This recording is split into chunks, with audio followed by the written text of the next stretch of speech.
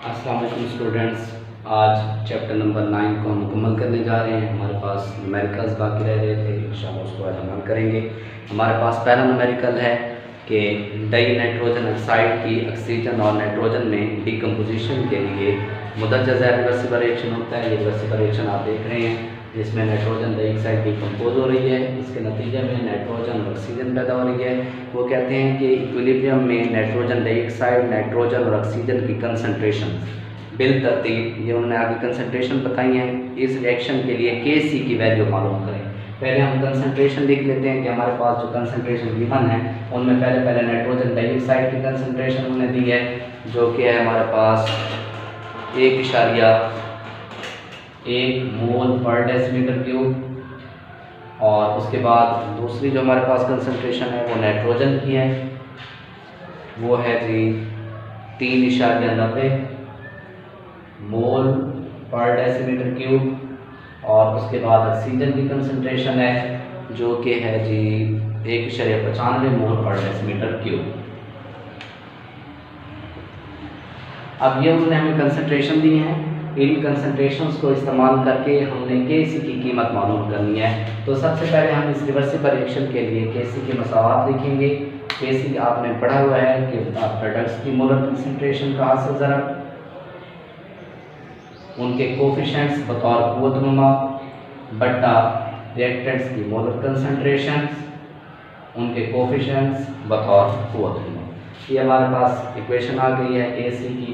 अब हम क्या करेंगे, इस मसावात के अंदर ये कीमतें पुट करेंगे। अब हमारे पास नाइट्रोजन जो है उसकी कंसंट्रेशन कितनी है 3.90, इसका हम स्क्वायर लेंगे। उसके बाद ऑक्सीजन है, इसकी कंसंट्रेशन 1.95 है बट्टा नाइट्रोजन डाइऑक्साइड की कंसंट्रेशन 1.1, इसका भी हम क्या लेंगे, स्क्वायर लेंगे। तो सबसे पहले आपने क्या करना है कि 3.90 का स्क्वायर लेंगे, उसको 1.95 के साथ आपने मल्टीप्लाई कर लेना है और यहाँ पर आपने 1.1 का मुरब्बा लेकर स्क्वायर लेकर आपने इसको एक दूसरे पर डिवाइड कर देना है। जब आप इसकी मसावात में इन तमाम कंसंट्रेशंस को दर्ज करेंगे, एक दूसरे के ऊपर आप इनको डिवाइड कर लेंगे, स्क्वायर वगैरह लेने के बाद मल्टीप्लाई करने के बाद फिर डिवाइड कर लेंगे, तो आपके पास Kc की वैल्यू आएगी 24.5। अब उसके बाद आपने यूनिट्स जो साथ दर्ज करने के यूनिट यहाँ पर दिए गए हैं। तो हम क्या करते हैं, यूनिट निकालने के लिए हम इस मसावात को अलग लिख लेते हैं। जो हमने इक्विलिब्रियम कांस्टेंट की मसावात लिखी तो ये हमारे पास है प्रोडक्ट्स की मोलर कंसंट्रेशन, उनके कुव्वतनुमा का हासिल ज़रब बट्टा रिएक्टेंट्स की मोलर कंसंट्रेशन, उनके कोफिशिएंट बतौर कुव्वतनुमा। अब यहाँ पर हमने ये देखना है कि हमें नाइट्रोजन ऑक्सीजन और नाइट्रोजन डाई नाइट्रोजन ऑक्साइड में इनके यूनिट्स कौन से दिए गए हैं जब हमें कंसंट्रेशन दी गई थी। तो आप कंसंट्रेशन को जब हम देखते हैं तो हमारे पास नाइट्रोजन का यूनिट है मोल पर डेसीमीटर क्यूब, मोल पर डेसीमीटर क्यूब, इसका स्क्वायर है हमारे पास। और ऑक्सीजन के लिए हमारे पास ये यूनिट मोल पर डेसीमीटर क्यूब है बटा नाइट्रोजन डाई नाइट्रोजन ऑक्साइड के लिए हमारे पास यूनिट भी मोल पर डेसीमीटर क्यूब है। यहाँ पर चूँकि नाइट्रोजन डाई नाइट्रोजन ऑक्साइड जो है डाई नाइट्रोजन ऑक्साइड का स्क्वायर है तो मोल पर डेसीमीटर क्यूब जो है इसका भी हम स्क्वायर लेंगे। अब ये मोल पर डेसीमीटर क्यूब का स्क्वायर मोल पर डेसीमीटर क्यूब के स्क्वायर से कट जाएगा, हमारे पास Kc की वैल्यू आएगी मोल पर डेसीमीटर क्यूब, जिसको हम इस कंसंट्रेशन के साथ दर्ज करेंगे मोल पर डेसीमीटर क्यूब। तो इस रिवर्सिबल रिएक्शन के लिए हमारे पास Kc की वैल्यू है 24.5 मोल पर डेसीमीटर क्यूब। बच्चों उसके बाद हमारे पास दूसरा न्यूमेरिकल है जिसमें नाइट्रोजन आयोडाइड डिकम्पोज होकर हाइड्रोजन और आयोडीन बना रही है। अब इस रिएक्शन के लिए हमारे पास हाइड्रोजन आयोडाइड की कंसंट्रेशन 0.078 मोल पर डेसीमीटर क्यूब है, जबकि हाइड्रोजन और आयोडीन की कंसंट्रेशन एक जैसी है। हाइड्रोजन की कंसंट्रेशन उन्होंने हमें बताई है, जो आयोडीन की कंसंट्रेशन भी हाइड्रोजन जैसी है, इसलिए दोनों की कंसंट्रेशन 0.011 मोल पर डेसीमीटर क्यूब होंगी। अब इसके लिए हमने इक्विलिब्रियम कांस्टेंट की वैल्यू मालूम करनी है। तो सबसे पहले हम इक्विलिब्रियम कांस्टेंट मसावात लिखेंगे।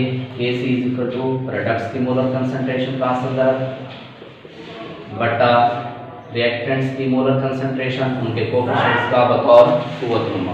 ठीक है जी। सबसे पहले हम Kc की मसावात जो हमने लिखी है कि Kc जो है वो किस चीज़ के बराबर होगा, प्रोडक्ट्स की मोलर कंसंट्रेशन के हासिल ज़रब बटा रिएक्टेंट्स की मोलर कंसंट्रेशन उनके कोफिशिएंट्स बतौर कुव्वत नुमा।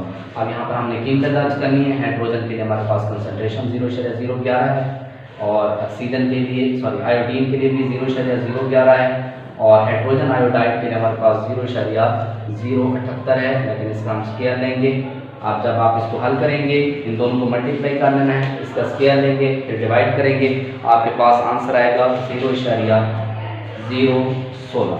अब उसके बाद आपने इसका यूनिट लिखना है। यूनिट लिखने के लिए आप इसी मसावात को साइड पर कहीं पर लिख लेंगे, पेज की साइड पर। तो यहाँ पर हमारे पास मसावात है, Kc इक्वल टू प्रोडक्ट्स की मोलर कंसंट्रेशन का हासिल ज़रब बटा रिएक्टेंट्स की मोलर कंसंट्रेशन का हासिल ज़रब उनके कोफिशिएंट्स बतौर कुव्वत नुमा।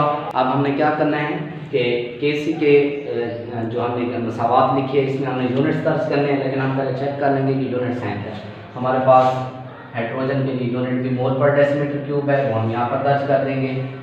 आयोडीन के लिए भी मोल पर डेसीमीटर क्यूब है, वो भी हम यहाँ पर दर्ज करेंगे। और हाइड्रोजन आयोडाइड जो है उसके लिए हमारे पास यूनिट वो भी मोल पर डेसीमीटर क्यूब है, लेकिन उसका जो स्क्वायर है मुरब्बा है तो वो भी हम साथ लिखेंगे। अब हमने क्या करना है कि ये जो समझे हमारे पास 2 मोल पर डेसीमीटर क्यूब हैं और ऊपर भी कितने हैं 2 मोल पर डेसीमीटर क्यूब हैं। तो 1 मोल पर डेसीमीटर क्यूब 1 मोल पर डेसीमीटर क्यूब से कैंसिल हो जाएगा, ये दूसरा मोल पर डेसीमीटर क्यूब दूसरे मोल पर डेसीमीटर क्यूब से कैंसिल हो जाएगा। यहाँ हमारे पास Kc का कोई यूनिट नहीं बचेगा, इसलिए इस रिवर्सिबल रिएक्शन के लिए हमारे पास Kc की जो वैल्यू है वो 0.016 है। यहाँ पर कोई यूनिट Kc का नहीं आएगा क्योंकि रिएक्टेंट्स और प्रोडक्ट्स दोनों तरफ मोलर कंसंट्रेशन बराबर है। उसके बाद प्यारे बच्चों हमारे पास तीसरा न्यूमेरिकल है जिसमें वो लिखते हैं कि नाइट्रोजन की फिक्सेशन के दौरान मुतज्जिज़ रिएक्शन वाक़ई होता है। ये नाइट्रोजन की फिक्सेशन के दौरान रिएक्शन वाक़ई होता है। अब वो कहते हैं कि इस रिएक्शन के लिए आपके पास Kc की वैल्यू इक्विलिब्रियम कांस्टेंट की वैल्यू 1.1 है। नाइट्रोजन ऑक्सीजन की कंसंट्रेशन उन्होंने दे दी है। नाइट्रोजन की कंसंट्रेशन 1.7 मोल पर डेसीमीटर क्यूब है और ऑक्सीजन की कंसंट्रेशन भी 6.4 मोल पर डेसीमीटर क्यूब है। अब हमसे पूछ रहे हैं कि आपने नाइट्रोजन ऑक्साइड की कंसंट्रेशन बतानी है कि इस रिवर्सिबल रिएक्शन के अंदर नाइट्रोजन ऑक्साइड की कंसंट्रेशन कितनी होगी। तो सबसे पहले इस रिएक्शन के लिए हम इक्विलिब्रियम कांस्टेंट एक्सप्रेशन लिखेंगे। Kc बराबर होगा प्रोडक्ट्स की मोलर कंसंट्रेशन उनके कोफिशिएंट बतौर कुव्वत नुमा बटा रिएक्टेंट्स की मोलर कंसंट्रेशन का हासिल ज़रब। अब चूँकि इस रिएक्शन के लिए हमें Kc की वैल्यू मुयस्सर है, ठीक है, हमने नाइट्रोजन ऑक्साइड की कंसंट्रेशन मालूम करनी है। तो हम क्या करेंगे कि ये जो डिनोमिनेटर है इसको हम बराबर के जब इस तरफ लेकर आएंगे तो क्या होगा Kc ज़रब ये इधर डिवाइड हो रहा है बराबर की इस तरफ आकर मल्टीप्लाई हो जाएगा। नाइट्रोजन ज़रब ऑक्सीजन ब्रैकेट्स लगाना चाहें आपकी मर्जी, ना लगाएंगे कोई इशू नहीं है, लेकिन ब्रैकेट्स लगा लेंगे तो इसका फ़ायदा ये होगा कि कहीं पर स्केयर आ जाता है मुकाफ आ जाता है तो वो फिर आपको हल करने में आसानी रहेगी। दूसरी तरफ हमारे पास नाइट्रोजन ऑक्साइड है, स्केयर है। अच्छा ये जो नाइट्रोजन ऑक्साइड है इसको हम अगर इस तरफ ले आएँ इसको इधर ले जाएँ कोई इशू नहीं है क्योंकि इसमें कोई चेंजिंग नहीं हो सकती। इक्वल टू Kc ज़रब N2 ज़रब O2। अब अपनी कीमतें दर्ज करनी है। Kc के लिए हमारे पास कीमत है 1.1 ज़रब 10 की ताकत नफी 5 ज़रब। नाइट्रोजन के लिए आपके पास कीमत है 1.7 ज़रब 10 की ताकत नफी 3 और ऑक्सीजन के लिए आपके पास कीमत है 6.4 ज़रब 10 की ताकत नफी 3। आप इनको आपस में मल्टीप्लाई करेंगे, इनके यहाँ पर दर्ज कर लेंगे, ठीक है जी। Kc की नाइट्रोजन की ऑक्सीजन की इनको आपस में मल्टीप्लाई करेंगे, आपके पास यहाँ पर आंसर आएगा NO square is equal to यहाँ पर हमारे पास आंसर आ रहा है 1.19 ज़रब 10 की ताकत नफी 10। अब चूँकि यहाँ पर स्क्वायर मौजूद है तो हमने क्या करना है स्क्वायर को ख़त्म करना है। स्क्वायर ख़त्म करने के लिए दोनों तरफ हम जज़र लेंगे। जब जज़र लेंगे ये स्क्वायर जो है ये जज़र से कट जाएगा। अब हमारे पास नाइट्रोजन ऑक्साइड की जो कंसंट्रेशन है वो आएगी 1.09 ज़रब 10 की ताकत नफी 5। ये आपके पास कंसंट्रेशन आ गई है। अब आपने यूनिट्स का अंदाज करना है। अब यूनिट के अंदाज के लिए आप इसी मसावात को अलग लिख लेंगे साइड पर। अब जैसे मैं इसको इधर लिख देता हूँ, हमारे पास है जी नाइट्रोजन ऑक्साइड का square is equal to Kc ज़रब N2 ज़रब O2। अब Kc के लिए यहाँ पर कोई यूनिट नहीं है और हमारे पास नाइट्रोजन ऑक्सीजन का यूनिट दिया गया है। नाइट्रोजन के लिए मोल पर डेसीमीटर क्यूब, और ऑक्सीजन के लिए भी है मोल पर डेसीमीटर क्यूब। यहाँ पर इसको वैसे ही रहने देंगे। नाइट्रोजन ऑक्साइड का मुरब्बा बराबर है, अब ये टोटल कितने मोल पर डेसीमीटर क्यूब हैं, 2 मोल पर डेसीमीटर क्यूब हैं, इसलिए हम यूँ भी लिख सकते हैं कि मोल पर डेसीमीटर क्यूब का स्क्वायर। अब दोनों तरफ स्क्वायर मौजूद है, स्क्वायर को ख़त्म करने के लिए हम जज़र लेंगे। अब ये मुरब्बा जज़र से कैंसिल हो जाएगा, हमारे पास ये नाइट्रोजन ऑक्साइड जो है इसका यूनिट क्या आएगा, मोल पर डेसीमीटर क्यूब। तो यहाँ पर जब आप आंसर लिखेंगे, यहाँ पर आप इसके साथ यूनिट लिखेंगे मोल पर डेसीमीटर क्यूब। ये आपके पास आंसर है। चौथा न्यूमेरिकल हमारे पास है जिसमें नाइट्रोजन और हाइड्रोजन के मिलाप से अमोनिया बन रहा है। सबसे पहले आप इक्विलिब्रियम कांस्टेंट मसावात लिखेंगे, प्रोडक्ट्स की मोलर कंसंट्रेशन, उनके कोफिशिएंट का कुव्वत उम्मा बटा रिएक्टेंट्स की मोलर कंसंट्रेशन का हासिल ज़रब, उनके कोफिशिएंट्स के तौर कुव्वत उम्मा।